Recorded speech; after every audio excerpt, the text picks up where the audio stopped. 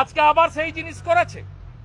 আমরা সিআর পাটিল কেন্দ্রীয় জলশক্তি মন্ত্রীকে রাজ্যপালের ভাষণ মেল করে পাঠিয়েছি যাতে তারা পুনরায় এই বিষয়ে হস্তক্ষেপ করেন।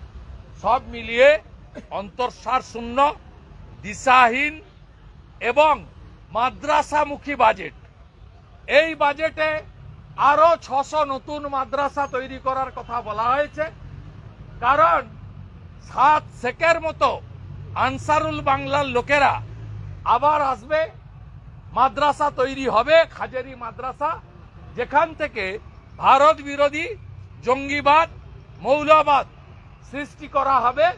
আর 7 শেখদের আসামের পুলিশ এসে ধরে নিয়ে যাবে, জাভেদ মুন্সিকে কাশ্মীরের পুলিশ এসে ধরে নিয়ে যাবে।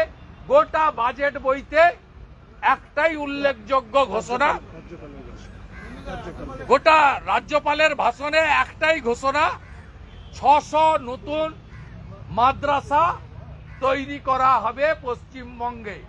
জাগো হিন্দু জাগো, বাঁটেগা তো কাটেগা, এক रहेगा তো সেফ रहेगा। অন্তঃসার শূন্য এবং দিশাহীন রাজ্য সরকারের বিবরণী মহামান্য রাজ্যপাল মহোদয়ের মুখ থেকে এখানে বলা হয়েছে। গোটা রাজ্যপালের ভাষণ পড়লে আপনি বুঝতে পারবেন এই সরকার কার্যত রাজ্যপালের মুখ দিয়ে স্বীকার করিয়ে নিয়েছে তারা আর্থিকভাবে দেউলিয়া। বলেছেন কঠিন আর্থিক অবস্থার মধ্য দিয়ে রাজ্য সরকার চলছে। এটা সবাই জানেন, 2011 সালে 1,98,000 কোটি টাকা ঋণ আজকে মমতা ব্যানার্জির আনুকূল্যে 6 লক্ষ কোটিতে পৌঁছেছে।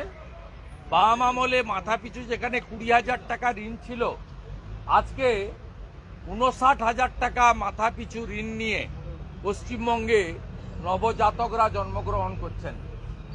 এই অবস্থায় পৌঁছে দিয়েছে। এটা রাজ্যপাল মহোদয়ের বক্তৃতাতেও একটা লাইন আছে। রাজ্যপাল মহোদয়ের বক্তৃতাতে একটা লাইন আছে যে কেন্দ্রীয় স্কিমে টাকা না পাওয়া সত্ত্বেও, আপনারা জানেন যে কেন্দ্রীয় সরকার মাননীয় অর্থমন্ত্রী তিনি পশ্চিমবঙ্গ এবং কেরালা জিএসটির অডিট রিপোর্ট সাবমিট না করা সত্ত্বেও তাদেরকে শুধু অ্যাজাম্পশনের উপরে 90% জিএসটির যে প্রাপ্য এই রাজ্য সরকারকে দিয়েছে। এবং আপনারা এটা জানেন, যেটা আমরা বাজেট বিস্তারিত ডিসকাশনে বলবো, যে দুটো দিক আছে এর মধ্যে। একটা হচ্ছে ব্যাপক চুরি দুর্নীতির জন্য একটা স্কিমে চুরি যাওয়া অর্থ ফেরতের দাবি করেছে ভারত সরকার। চুরি করা লোকদেরকে দৃষ্টান্তমূলক সাজা দিতে বলেছেন চুরির অর্থ উদ্ধার করুন, টাকা নিয়ে যান। আবার আপনারা যদি দেখেন আয়ুষ্মান ভারতের মতো পপুলার স্কিম, কারণ পশ্চিমবঙ্গে স্বাস্থ্যসাথীর কার্ড হসপিটালেও চলে না, আর বাইরের রাজ্য তো চলেই না। আয়ুষ্মান ভারতের মতো স্কিম এবং যারা হাতের কাজ করেন, তাঁতি থেকে শুরু করে মালাকার, স্বর্ণকার, কাঠের মিস্ত্রি থেকে শুরু করে কামার, কুমার, ছুতার এবং নাপিত, ধোবি, এদের যে বিশ্বকর্মা যোজনা, তার 6 লক্ষ অ্যাপ্লিকেশন পড়ে থাকা সত্ত্বেও এরা বিশ্বকর্মা যোজনা চালু করেনি। এরা বেটি পড়াও বেটি বাঁচাও চালু করেনি। এরা প্রধানমন্ত্রী ফসল বীমা যোজনায় কৃষকদেরকে ক্ষতিপূরণ দিচ্ছে না। তাই ইচ্ছা করে রাজনৈতিক কারণে বহু স্কিমে এরা ঢুকছে না। 81 লক্ষ কৃষককে প্রধানমন্ত্রী পিএম কিষাণ সম্মান নিধি দিতে চান বছরে 6,000 টাকা। এরা 50 লক্ষ নাম পাঠিয়েছে এবং কার্যত বিজেপি যে সমস্ত নমশূদ্র, রাজবংশী, পাহাড়, জঙ্গলমহল এলাকায় ভোট পেয়েছে, সেখানকার কৃষকদের নাম 31 লক্ষ কৃষকের নাম পাঠায়নি যাতে তারা পিএম কিষাণ সম্মান নিধি পান না। আপনারা আইন শৃঙ্খলার প্রশ্নে শুধু আরজি করের ঘটনা নয়, তার তো উল্লেখ নেই। অপরাজিতা বিল বুক ঠুকে মুখ্যমন্ত্রী বলেছিলেন যে আমি 15 দিনের মধ্যে সবকে ফাঁসিতে ঝুলিয়ে দেব। অপরাজিতার বা অভয়ার ঘটনার পরে 9ই আগস্ট, তারপরে অন্তত 10টার বেশি শিশুকন্যা বালিকা ধর্ষণ খুন হয়েছে। একটার কথাও উল্লেখ এখানে নেই নারী সুরক্ষার ক্ষেত্রে, রাজ্যের আইন শৃঙ্খলার প্রশ্নে উল্লেখ নেই। ঈদ ভালো হয়েছে, দুর্গাপূজা ভালো হয়েছে, কালী পুজোও নাকি ভালো হয়েছে। দুর্গাপূজাতে হাওড়ার শ্যামপুরে এতগুলো মায়ের মূর্তি ভাঙা হয়েছে তার উল্লেখ নেই। বিধানসভা থেকে ঢিলছোড়া দূরত্বে রাজাবাজারে কালী মন্দির ভাঙা হয়েছে। শিখ সম্প্রদায়ের গুগ্গি সিং, শিখ সম্প্রদায়ের তার ছেলে, তাকে ফলস মামলা দিয়ে কালী ঠাকুরকে বাঁচাতে গেছিল বলে আজকে জিহাদিদের অভিযোগে কলকাতা পুলিশ আজকে প্রেসিডেন্সি জেলে তাদের আটকে রেখেছে। পুরো পরিবার ঘরছাড়া। কালী পুজো নাকি খুব ভালো করে হয়েছে। বেলডাঙ্গায় কার্তিক পুজোর দিন 50টা মন্দির ভাঙলো। আইসি জামাল ঘুষের টাকা নিয়ে গিয়ে মন্দির রিপেয়ারিং করতে বাধ্য করেছে। সেই বেলডাঙ্গার কার্তিক পুজোর কথা উল্লেখ নেই। সরস্বতী পুজো গোটা ভারতবর্ষ নাড়িয়ে দিয়েছে। দিল্লির ভোটেও বাঘ দেবী, বিদ্যার দেবী, শ্বেত শুভ্র দেবী, সরস্বতী মায়ের অপমান, তার প্রতিবাদ সনাতনীরা করেছে, বাঙালি হিন্দুরা বিশেষভাবে প্রতিবাদ করেছে।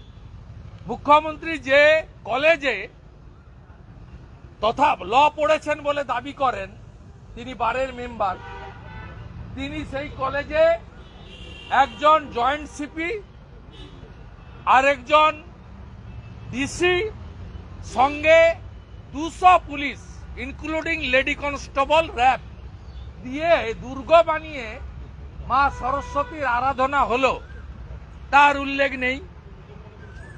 তৃণমূলের জিহাদি নেতা বুথ সভাপতি আলামিন মন্ডল নগর উখড়ায় গিয়ে সরস্বতী পুজো বন্ধ করলেন, তার উল্লেখ নেই। আমরা এর প্রতিবাদ করেছি। নারী সুরক্ষা নিয়ে প্রতিবাদ করেছেন শ্রীমতী অগ্নিমিত্রা পাল মহোদয়া, আপনারা দেখেছেন। তারপরে আপনারা জানেন 21 সালের পরে আমাদের আপত্তি ছিল প্রধানমন্ত্রী আবাস যোজনা, আপনি কেন লিখছেন বাংলা আবাস যোজনা? প্রধানমন্ত্রী গ্রাম সড়ক যোজনা কেন লিখছেন বাংলা গ্রাম সড়ক যোজনা? প্রধানমন্ত্রী অন্ন সুরক্ষা যোজনা কেন বস্তার উপরে হাঁড়ি চিহ্ন লাগিয়ে হাঁড়ি চিহ্নে ভোট দিন খাদ্যসাথী লিখছেন? আমরা জল জীবন মিশন নিয়েও বারে বারে 21 সালে বলেছি। গজেন্দ্র সিং শেখাওয়াত জলশক্তি মন্ত্রী ছিলেন, তিনি রাজ্য সরকারকে বলেছিলেন জল স্বপ্ন প্রধানমন্ত্রীর স্কিম 75% টাকা দেয় কেন্দ্র, 25% টাকা দেয় রাজ্য। হার ঘর নল সে জল, পরিশ্রুত পানীয় জল নলে মাথা পিছু 70 লিটার ভারতবর্ষের সব গ্রামে মোদিজি দিচ্ছেন। আমরা আপত্তি করার পরে কয়েক মাস ফান্ড বন্ধ ছিল। এই রাজ্য সরকার তার মুখ্য সচিব, তার পাবলিক হেলথ ইঞ্জিনিয়ারিং এর সচিব আন্ডারটেকিং দিয়ে বলল আমরা অতঃপর মুখ্যমন্ত্রীর ছবি লাগালে প্রধানমন্ত্রীর ছবিও লাগাবো, সব এমপিদের দিয়ে উদ্বোধন করাবো, উদ্বোধনে সব এমএলএরা ডাক পাবে, আমরা ওরা করব না। এবং অতঃপর কান ধরছি, কানমোলা দিচ্ছি, আমরা জল জীবন মিশন লিখব। আজকে আবার জল স্বপ্ন নাম দিয়েছেন। আমি মহামান্য রাজ্যপালকে বললাম আপনার মুখ দিয়ে মিথ্যা কথা বলালো এই সরকার। এই স্কিমটার নাম জল জীবন মিশন, এর অতীত ইতিহাস আছে। এবং এরা কানমোলা দিয়ে লিখে এসেছে জল জীবন মিশন লিখবো, জল স্বপ্ন নয়। আজকে আবার সেই জিনিস করেছে। আমরা সিআর পাটিল কেন্দ্রীয় জলশক্তি মন্ত্রীকে রাজ্যপালের ভাষণ মেল করে পাঠিয়েছি যাতে তারা পুনরায় এই বিষয়ে হস্তক্ষেপ করেন। সব মিলিয়ে অন্তঃসার শূন্য, দিশাহীন এবং মাদ্রাসামুখী বাজেট।